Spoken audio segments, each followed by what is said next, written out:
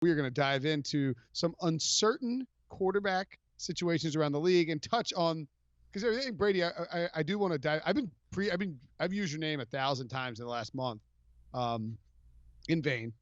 But no, mostly because you had Lisfranc surgery recently, and I Yeah. just don't think that people like I've been telling people like go listen to this podcast where we talked to Brady about it. Where does Carolina fall? I mean, I'm just curious what you think Cam should do now that he's been placed on injured reserve. I think he probably wants to try and get back for the playoffs, but I think he would be best served to have the surgery based on what all the things you said. Playoffs? What? I mean, Playoffs? is this team going to the playoffs? Are we for sure about that? No, not at all. Here's how I'll put it. I didn't get surgery. Okay, this was back in 2009 when I initially heard it.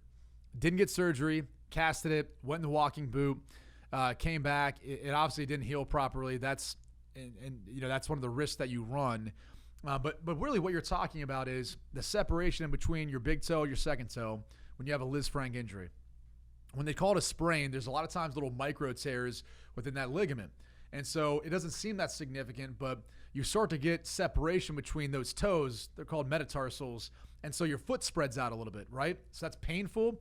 It's unstable. And it's one of the reasons why I think he struggled throwing the football early this season when he did play. So the amount of time that he would need to recover, even in the scenario where he wouldn't have surgery, would still be too long for him. I mean, I was in a boot for 6 weeks.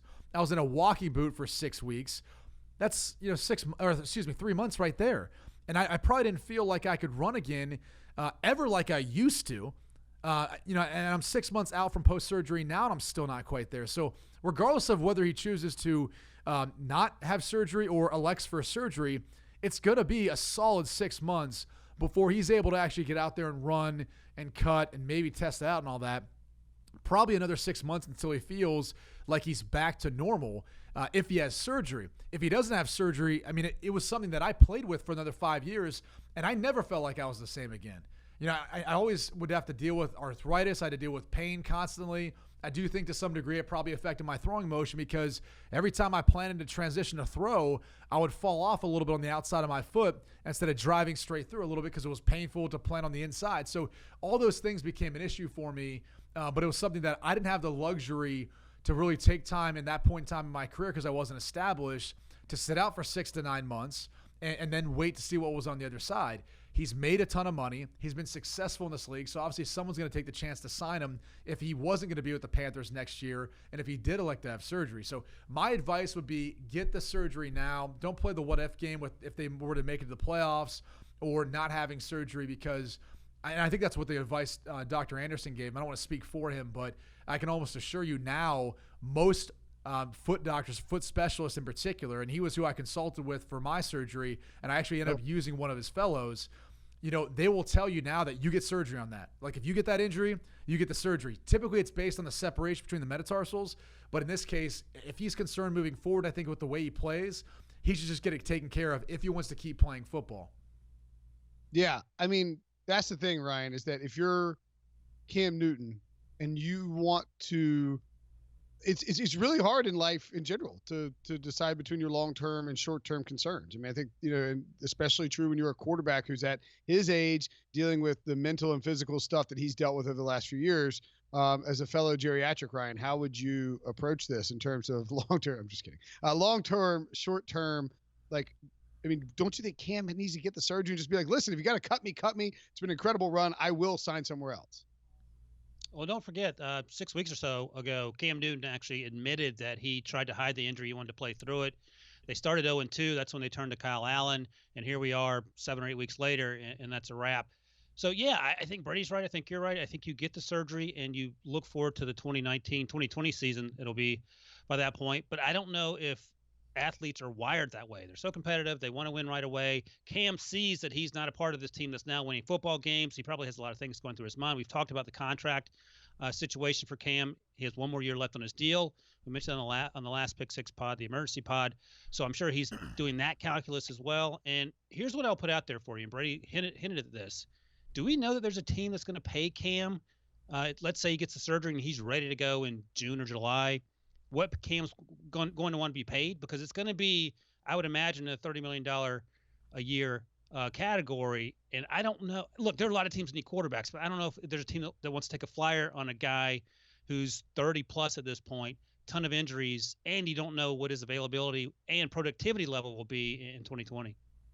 It's a valid question, and I think my response to that will be, yeah, there's definitely going to be a need. I think there might be a suit or two, someone to be willing to pay him, maybe not $30 million as far as his average annual salary, but close to that, because he's proven in this league he's a rare talent as far as his size and ability, and if he can play the way he did last year, at least from the pocket, I think it makes you think that maybe he can continue to progress and grow. My only concern is just, does he want to? Like, does he want to start over with a new team in a new city? And it's a valid question because he's made a bunch of money. He's had success. He strikes me as the type of guy that could be potentially into other things off the field. I think he'd be great in TV if he wanted to. I think he'd be great in whatever else he wants to do. And he could be one of those players that walks away from the game a lot sooner than we thought, in part because of the way he plays it. And I think it's probably physically tough for him to deal with, but also because he's got other interests, and I think he's talented. So if he was to walk away, I can't honestly tell you that I'd be shocked, even though there would be a need for him, even though there would be some suitors out there for him. Maybe they don't want to pay him exactly what he wants, but they'd obviously pay him a lot of money to come and play for them, whether it be a stopgap or to potentially be their guy for the foreseeable future. Either way, I think that scenario could play out. All right, let's kind of rank Carolina within the context of the most uncertain quarterback situations, and I think Carolina's right up there. To me, this is, it's like at least the Bears know they don't have the answer. The Panthers have no clue which way this is all going to roll, and it's possible that everybody gets fired and Cam is released and the owner decides just to move on entirely. Who has the most uncertain quarterback situation in the NFL? Is that too broad of a question, or would you fellas have an idea about who you would pick in front of the list that might magically be sitting in front of you? I think Carolina's an interesting one. I mean, because it could be anything next year. It could be Cam still there. It could be potentially Will Allen if Kyle Allen if he plays well enough. Maybe he's part of it. I don't think Will Grier, because he would have gotten an opportunity now and he hasn't. And it could be a draft pick. So that's a big-time question mark. Denver's the other one to me that I think is really interesting. I mean, you've got Joe Flacco with a neck injury that's serious, and he's out for the rest of the season. You've got Drew Lock, who, isn't ready physically, but I don't know that he looked like he was ready anyway before that to come in and play. And then Brandon Allen, who looked great in his only start versus the Cleveland Browns, but we don't know what that's going to be. So there's just huge question marks about, Denver and what happens after this season. Like, those are the two teams that I look at and say, you really don't have any clue. I think you could very easily see Jacksonville bringing both Foles and Gardner Minshew back. And then Chicago, look, we can say that Mitchell Trubisky's not the guy. I would not be shocked if they don't pick up his fifth-year option, because it at least gives them control of a guy that someone else might be high on. They can get something back in return for, to use in the draft in the future. And maybe they want to be patient with him. He didn't play a lot of college football. Maybe they want to be patient with him, continue to give him more opportunities to try to grow. No, I'm with you 100%. I think they will pick up his fifth-year option, and I think people will freak the geek bleep out, whatever it is, because it's Mr. Trubisky and he gets people all hot and bothered. With the Broncos, man, I mean, I guess I didn't realize this because I just don't spend my free time looking at Joe Flacco's contract because it's just too depressing based on my stupid Broncos pick. But he would be 13.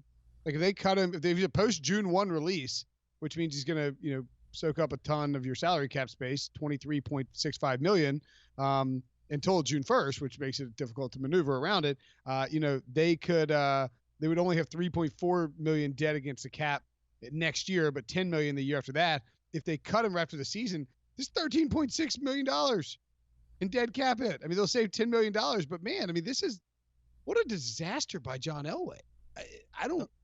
There's no one to hold him accountable, but geez, buddy. Hey, just don't forget, Ryan, he won 2 Super Bowls. Yeah, no, that's right. Another bold move by John Elway. Look, I will say this, though, about Carolina. 3 Super Bowls. Thank you, Brinson. They actually, at least they have options. Okay. Boomer's always getting the last word, Brady, so let Boomer have the last word. The Panthers have options with Allen, with Will Grier. We don't know what we have in him, but at least he's there. He's a third-round pick. And then, of course, what they decide to do with Cam. But I think teams like Tennessee and Tampa Bay where Mariota and Winston are in the last year of their fifth-year options. I can't imagine either of those guys come back. Certainly Mariota. Maybe Bruce Arians does something with Jameis, but again, you have to pay him. I would think they would be moving on. So those are huge question marks there. We know about Miami. They have the number 4 pick right now, so they're going to be in the market for a quarterback, even though they traded for Josh Rosen, who could be another bargaining chip for another team next offseason in the market for a quarterback. And of course, the Bengals are somehow the worst team in football.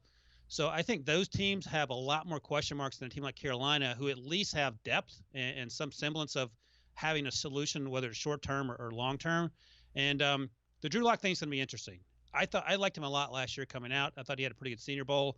He looked like dog doo-doo in preseason, and then they put him on IR. I don't know if that system's going to work for anyone. As you point out, Brinson, John Elway isn't doing anyone any favors. And it wouldn't be completely and totally shocking. They're going to have a top 10 pick probably, unless they play the Browns every week. Sorry, Brady. But if they target another quarterback, because that's something that John Elway, I feel like, would do. Mm. Who would you rather be, Brady? Miami or Chicago? Was I already asked this question? I feel like I was already asked this question by Pete Prisco, or maybe it was someone else. I don't know. You would know. Brady, who would you rather be, Miami or Chicago? No, you know what it was? Pete asked me, would I rather be the New York Jets, would I rather be the Miami Dolphins? Yeah. And his whole thing was, why would you want to be the Jets? You got all those picks. You can draft whoever you want. You can start over. And I was like, well, that's great if I'm their general manager or head coach right now. But you're also assuming that all that's going to work out. And, like, how many of those draft picks are actually going to be guys who are cornerstones of your team? Like, I do think Sam Darnold's a franchise quarterback. I just don't think he has any help around him right now. And again, I don't know what's going on behind closed doors, but, there's a lot of issues right now for the New York Jets. So, you can maybe make the case about the Bears, too, as far as how they're playing. And now a lot of it might have to do with Mitch Trubisky. The other thing is, I don't know how bad his shoulder is. Maybe it's bothering him a little bit. I know it's his off arm, but still, that plays a factor. And we can talk about, like, what I would do if I'm Matt Nagy right now and how I can get my team back and how I can, potentially make us competitive again. But the Miami Dolphins are in a good spot because if they don't think they have their quarterback on the roster, which they don't, and I think we all can agree upon that, they can go find one in this year's draft. And I think there's a number of really good candidates, whether it's Tua Tagovailoa, Joe Burrow, Justin Herbert, whoever you want to start throwing into that conversation. But the bottom line is they're building towards something. So for me, I think if I'm looking at the division, and also the fact that Aaron Rodgers is going to be in the NFC North for a few more years, I'm not sure how much longer Tom Brady's going to play. So for that reason, like, I think eventually he'll move on. Maybe eventually Bill Belichick retires. All of a sudden that opens everything up in that division. Whether Josh McDaniels ends up being the heir apparent or not, there's still a lot of holes that you have to kind of fill in for and plug in. And so I think it would be good to be the Miami Dolphins. I just don't know if Brian Flores and Chris Greer survive what they've done. If this team goes 1-15 this year, which I think it very likely could, maybe 2-14. But if it does, do they even get to a year 3 or 4? Because you can draft all the guys you want. There's still young players in this league. We typically don't see teams that have the number 1 overall pick then all of a sudden drastically change the following year. 2 years later, 3 years later, look at the Cleveland Browns. They're a 2-win football team right now. So I just think the whole idea of tanking and everything else that goes along with it, usually the guy who's the head coach and the general manager who are there at the time when they take on that approach, they don't end up surviving it. So Matt Nagy, what do you think the chances are that the Bears, Ryan, would dive back into the draft for another quarterback? Well, they don't have a first-round pick, so that's a problem.